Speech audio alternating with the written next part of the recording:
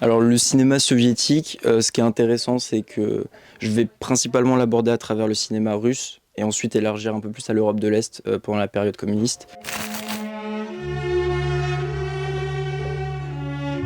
Je vais commencer par une porte d'entrée qui est assez connue, c'est Andreï Tarkovsky. C'est un peu le réalisateur, le premier réalisateur dont on entend parler en fait quand on s'intéresse un peu au cinéma soviétique et russe principalement. On le met à la même échelle que des réalisateurs comme Kubrick, Peter Greenaway, Alejandro Jodorowsky, parce qu'on appelle ça un peu du cinéma de cadre, avec des plans assez contemplatifs, très travaillés dans la symétrie et ce genre de choses. Et donc Stalker, ce qui est intéressant, et principalement aussi en général le travail de Tarkovsky, c'est qu'il a fait donc 7 longs métrages. Et moi, ce que je trouve intéressant en abordant le cinéma soviétique, c'est que dans l'idée qu'on en a en général, c'est que c'est très rattaché à du cinéma de propagande, alors qu'en réalité, la plupart des réalisateurs s'en sont vite détachés et ont même été reniés par le régime communiste. Pour la petite histoire, à la base, il devait faire 1 heure et demie. Et en fait, les bobines de pellicule ont brûlé. Et pour retrouver des nouveaux financements, en fait, la contrepartie, c'était que le film fasse 2 heures et demie. Donc, ce qui a donné Stalker, avec de longs plans très contemplatifs, parfois approchant la dizaine de minutes. Et en fait, c'est intéressant parce que ça laisse libre cours à différentes interprétations en fait, tout au long du film et dans sa conclusion. Pour moi, c'est un film qui traite de la liberté, du bonheur et l'envie d'ailleurs, alors qu'en fait, on se rend compte que la liberté est pas forcément si loin. C'est la manière dont je l'interprète moi personnellement. En fait, c'est un espèce de monde dystopique dans lequel il y a des passeurs qu'on appelle les stalkers et plusieurs personnes donc tentent de fuir en fait un monde militarisé, assez post-apocalyptique pour tenter d'atteindre une zone qui est inconnue. En fait, personne n'en est vraiment revenu. Et il y a plusieurs personnes qui sont prêtes à tout quitter pour tenter l'aventure et essayer de trouver un monde meilleur. Donc voilà, je trouve que Tarkovsky, c'est vraiment la bonne porte d'entrée. Stalker, c'est peut-être son plus accessible, parce qu'il a fait des films beaucoup plus radicaux. On peut parler du sacrifice, de Nostalria, toutes ces choses-là. Et en plus, ce que je trouve très intéressant avec Tarkovsky, c'est que c'est un cinéma très intellectuel, assez littéraire aussi. Dès son premier court-métrage, en fait, fin des années 50, si je dis pas de bêtises, qui s'appelle Les Tueurs, c'était déjà inspiré d'une nouvelle de Ernest Hemingway. Donc en fait, tout au long de sa carrière, il y a vraiment beaucoup de références. C'est très intellectuel, très réfléchi. Il y a de grandes tirades, presque poétiques. Il a une manière aussi de filmer la nature qui est assez propre à lui. Le feu, l'eau, ce genre de choses qui paraissent au premier abord des choses assez banales. Et alors qu'en fait, il y a quelque chose de très hypnotique dans la manière qu'il a de le filmer. Pour le deuxième film, je voulais parler d'un autre réalisateur, donc Mikhail Kalatozov, qui est un peu dans le même style que Tarkovsky, dans la mesure où c'est ce que ces réalisateurs représentent par rapport au régime communiste. Donc c'est des réalisateurs qui ont été pas mal stigmatisés, c'est pour ça que je fais le lien entre eux. Après, dans le contenu, c'est quand même assez différent. Il y a quelque chose d'aussi très contemplatif, mais beaucoup plus narratif aussi. Donc elle est assez hétéroclite, je dirais, sa filmographie. Il y a 3 films vraiment majoritaires. Il y a Soy Kuba, qui est considéré comme son chef-d'œuvre, qui est sorti en 64. Donc c'est un film qui est narré en 4 différentes histoires et qui est sorti donc 2 ans après la crise de Cuba. Donc il y a une résonance assez particulière.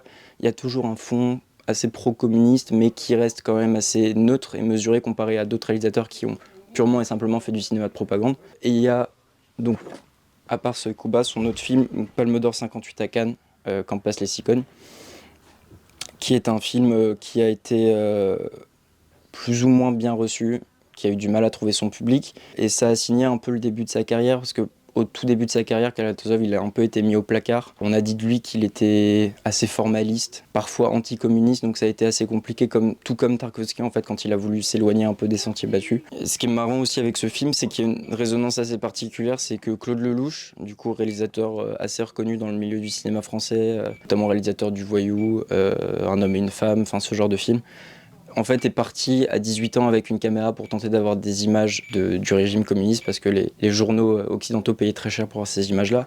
Et par hasard, il s'est retrouvé sur le tournage de Quand passent les cigognes. Et en fin de compte, il a fait le making-of de ce film et en rentrant en France, il l'a proposé à Cannes. Il a dit « j'ai un super film, il faut absolument le prendre ». Et au final, Palme d'Or 58 à Cannes. Et c'est à ce moment-là que Claude Lelouch s'est dit « il faut que je fasse du cinéma ». Donc c'est pour ça que c'est assez intéressant, je trouve que c'est assez révélateur.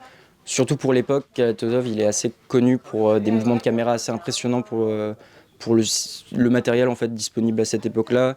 Il y a des très belles histoires. Donc comme je disais, il y a toujours ce fond pro-communiste, mais qui en fait est pas dérangeant, qui laisse une perspective assez différente de ce que nous on a l'habitude de connaître avec des films qui sont plutôt axés sur du capitalisme. Là c'est assez différent, intriguant, et je trouve que c'est assez dépaysant, et je pense que c'est une très bonne porte d'entrée avec Tarkovsky. Après Tarkovsky, peut-être commencer quand même par lui qui est le plus connu, et Kalatozov reste pour moi la deuxième très bonne porte d'entrée pour le cinéma russe.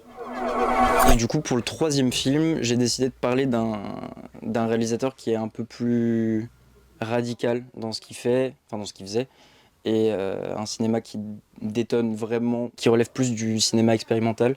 Donc c'est un réalisateur qui s'appelle Parayanov, et donc Achid Kerib.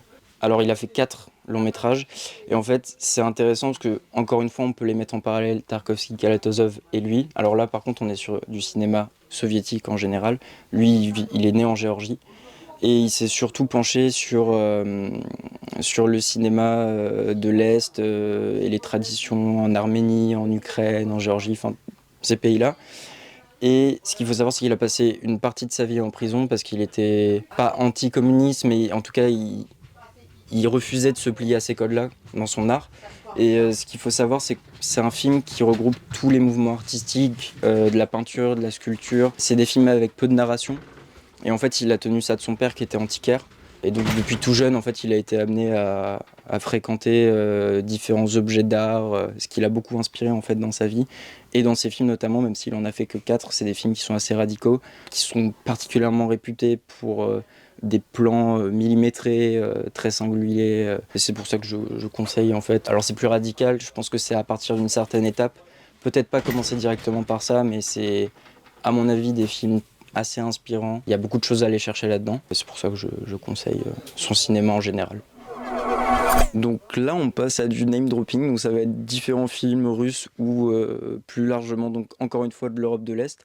Je vais commencer par un film d'Eisenstein, hop, La Grève, parce que cinéma russe dit cinéma d'Eisenstein, qui est un des premiers réalisateurs et des plus influents. L'école russe, en fait, des années 20-30.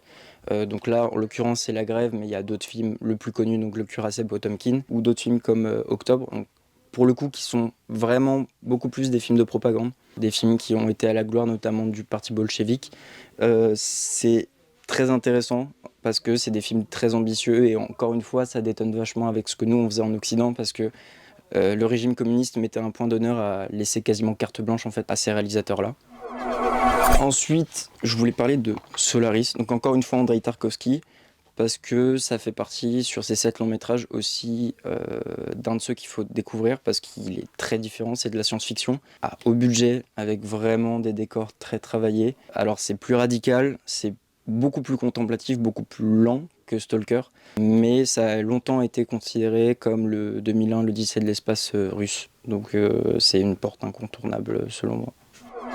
Là, c'est intéressant, c'est Andrei Zulawski qui a beaucoup travaillé aussi en France, et donc c'est sûrement son film le plus connu, Mes Possessions, du coup avec Isabelle Adjani. Je le considère comme du cinéma de l'Europe de l'Est, c'est un peu plus récent, mais parce que c'est les origines du réalisateur. Mais c'est vraiment un film qui est assez particulier, qui est très psychologique, très psyché en général. On l'a longtemps considéré comme étant l'héritage de l'expressionnisme allemand, donc je pense que c'est important, et c'est une belle porte, c'est un film d'horreur. C'est intéressant à voir, il faut le voir parce que beaucoup s'en inspirent encore aujourd'hui. Et je pense que c'est sans doute le film le plus accessible dont j'ai parlé. Du coup, pour le dernier film, je voulais parler de Requiem pour un massacre de Elem Klimov. Donc, c'est assez particulier, donc c'est un réalisateur russe également. Et la particularité de ce film, c'est que c'est son seul et unique film, il me semble. Ou alors il en a fait un deuxième, mais bref, il a une carrière très courte. Et en fait, lui, ce qui l'intéressait, c'était de raconter l'histoire de son enfance à travers ce film. Et une fois qu'il l'a fait, il a dit bah voilà, c'est pas pour moi le cinéma. Enfin, j'ai fait ce que j'avais à faire, maintenant j'arrête. Et la particularité de ce film, c'est son intensité. C'est un des films les plus forts et les plus psychologiquement durs en termes de films de guerre. Le gamin sur le tournage a été notamment accompagné par un psychologue. Il y a des scènes très violentes, pas forcément visuelles, mais qui font beaucoup plus appel au sens, à l'ouïe, à l'odorat, enfin toutes ces choses-là. Donc il y a vraiment un travail qui est assez hallucinant, d'autant plus quand on sait que c'est quasiment que c'est son seul film, et qu'après il a vraiment disparu des radars. Donc c'est vraiment un film qui est majeur dans le cinéma d'Europe de l'Est et dans le cinéma mondial en général et qui est reconnu. Et donc pour moi, il faut vraiment, vraiment le voir.